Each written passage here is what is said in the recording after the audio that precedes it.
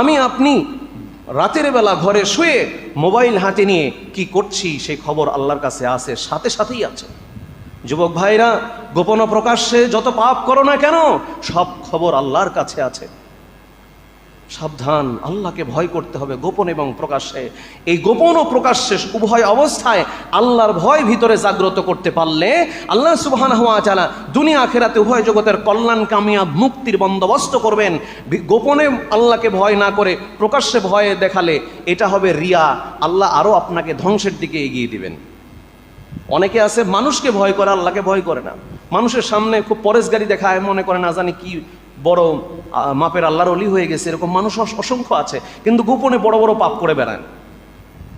আবার যেই কাজটা হারাম সেই কাজটি মানুষের সামনে করতে লজ্জাবোধ করে।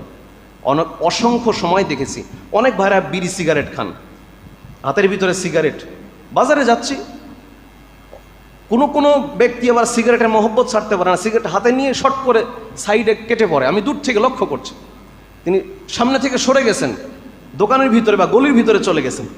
আবার কেউ ফট করে পায়ের নিচে, জুতার নিচে, স্যান্ডেলের নিচে ফেলে দিয়ে দাঁড়িয়ে আছেন। আবার কেউ আস্তে করে কেটে পড়েন। এটা ইমাম খতিবকে ভয় করা আপনার দায়িত্ব নয়, ভয় করতে হবে আল্লাহকে। আপনি বুঝেন, আপনি এইটুকুন বিবেক আছে যে এটা ইমামের সামনে পড়লে, আলেমের সামনে পড়লে লজ্জাবোধ করবেন, এই জন্য জুতার নিচে ফেলে দাঁড়ালেন, অথবা আপনি পালিয়ে চলে গেলেন বাজারের ভিতরে যাতে ইমামের সামনে না পড়তে হয়। সেই জিনিসটা আপনি কেন খাবেন?